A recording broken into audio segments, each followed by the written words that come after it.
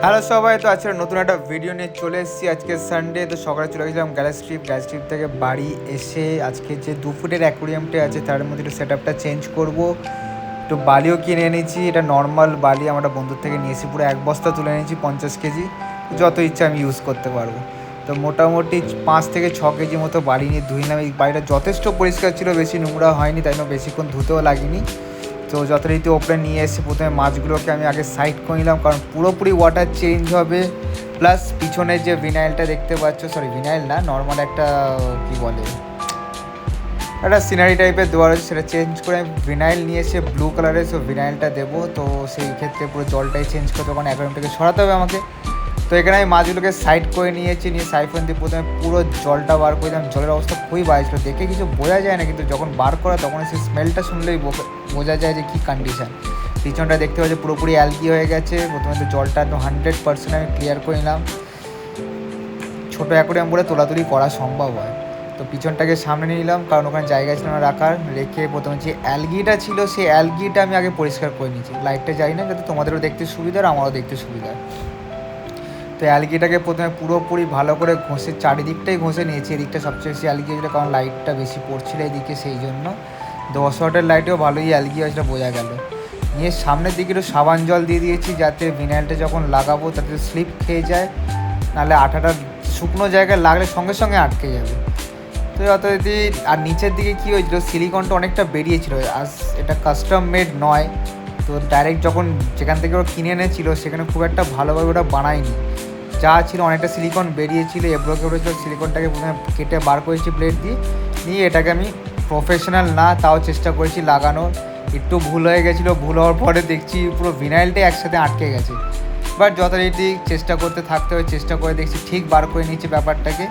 দেখতেই পাচ্ছ কীরকম কষ্ট সৃষ্টি আমি জিনিসটাকে লাগিয়েছি। তো কিন্তু লাগানোর পরে এইটুকু বুঝতে পারবে না কেউ, যেটা একটা নর্মাল মানুষের লাগানো, কোনো প্রফেশনাল লোকের নয়। আমি তো প্রফেশনাল নয়, বাট স্টিল খুব সুন্দরভাবে লাগাতে পেরেছি, আমি খুব খুশি হয়েছি। নিয়ে ব্লেড দিয়ে সাইডগুলো যেগুলো এক্সট্রা ছিল সেটা কেটে বাদ দিয়ে দিয়েছি।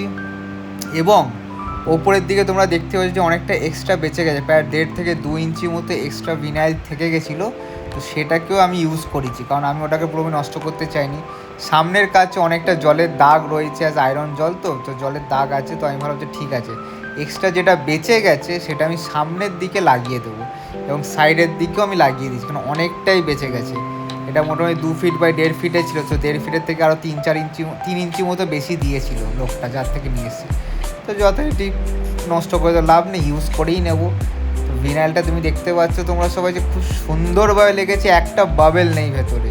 আমি নিজে খুব খুশি হয়েছি, নিজে যেরকমভাবে ওটাকে আমি সেট করতে পেরেছি। ভালোই প্র্যাকটিস হচ্ছে আমার, একদিক থেকে এটা বেশ ভালোই লেগেছে। একটা অ্যাচিভমেন্ট বলতে পারো, যে কোনো জিনিস শেখা একটা অ্যাচিভমেন্ট, এটাও একটা স্কিল।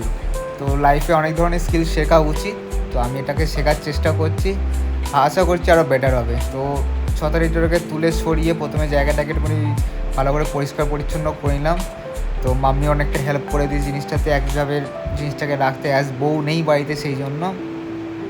তো যথারীতি লাগিয়ে যে বালিটা আমি নিয়ে এসে সেটাকে ধুতে দিয়েছিলাম, ধোয়ার পরে কিছুক্ষণ রেস্ট করতে, যাতে জলটা থিতিয়ে যায়, নোংরাটা বেরিয়ে যায়।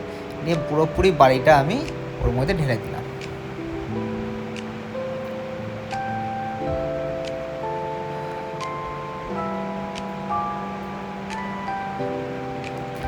এই বাড়িটা অনেকটা ক্লিন ছিল, প্লাস এই বাড়ির মধ্যে অনেকটা পাথরও কিছু কিছু পেয়েছি আমি, তো সেগুলো আমি ইউজ করি। এই বড়ো পাথরগুলো তো ছিলই, প্লাস আমি আরেকটা জিনিস করেছি, দুটো যে লোটাস সিডস নিয়ে এসেছিলাম ওই বড়ো অ্যাকোরিয়ামের জন্য, সেটাকে তুলে আমি এখানে দিয়ে দিয়েছি। কারণ ওখানে বেশিরভাগ ক্রেফিশগুলো, মানে হচ্ছে আমার কবি আর মিনা দুজনে মিলে সব কটা গাছ কেটে ফেলছে।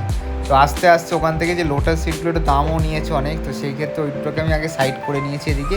আর জিনিস করলাম, অ্যাজ নতুন পুরোপুরি জল আসছে, তো পুরোনো ট্যাঙ্ক থেকে 5 থেকে 6 লিটার জল এতে দিলাম, যাতে ভালো একটা কিক স্টার্ট হয় ব্যাকটেরিয়াসের জন্য, কারণ তো অলরেডি একটা ভালো ওয়াটার রয়েছে। আর প্লাস এইসব মেডিসিনসগুলো নিয়ে এসেছিলাম, সব কিছু ডবল করে নিয়ে এসে বারবার যেতে আসতে না অনেকটা কষ্ট হয় যাওয়া আসা করতে করতে। তো সেই মেডিসিনসগুলো দিয়ে দিলাম, দিয়ে প্রায় 3 থেকে 4 ঘন্টা আমি নর্মাল এরকমভাবে জলটা রেখে দিয়ে বিকেলবেলা আমি মাছগুলোকে ঢেলে দিয়েছি। কারণ কিছুক্ষণ রেস্ট দিলাম, কারণ অনেকটাই ঘোলা হয়েছিল, তো অনেকটা থিতিয়ে গেছে, প্লাস ফিল্টারটা ছিল অক্সিজেনেটেড হয়ে গেছে। দেওয়ার পরে আমি ইভিনিংয়ের দিকে মাছগুলো এখানে দিদি তোমরা দেখতে পাচ্ছ এখন গেট আপটা বেশ ভালোই লাগছে। তো আপডেটের জন্য অবশ্যই চ্যানেলটাকে সাবস্ক্রাইব করো, লাইক করো আর বেল আইকনটাকে অবশ্যই টিপে দিও। আর দেখা হচ্ছে নেক্সট ভিডিওতে।